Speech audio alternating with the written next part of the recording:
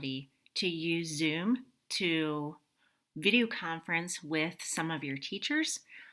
They will let you know via your Schoology course or via email or Skyward message when and if that is going to occur.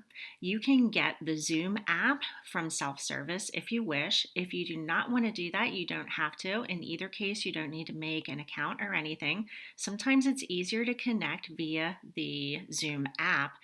And again, you will find that in self service. Once you have that installed, this video is all about how to connect to a video conference using the Zoom app. There's another video that tells you how to do it without using the app. You will get a link from your teacher. So this could be, again, in Schoology or via email. Here it's in an email from me.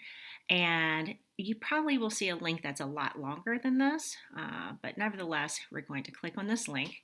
You'll notice it opening in your browser first as it launches, and then a window will come up to join the meeting. So I used C. Roth in the past. I'm going to use Mrs. Roth this time. And you can see there it automatically remembers your name for future meetings. I'm going to take that off, but you can leave that on. And remember to always use your name, because when you join, it's actually going to alert your teacher that you're ready to jump into the meeting. If you're using a different name than somebody they expect, they will not let you in. So I'm going to go ahead and admit myself to this meeting right now.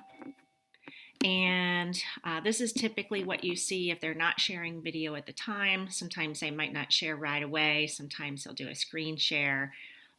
You can start your video here if you want. This is where you would mute. Usually if there's a lot of noise in the background, you'll want to mute. And when you're ready to leave the meeting, you can click the button right here.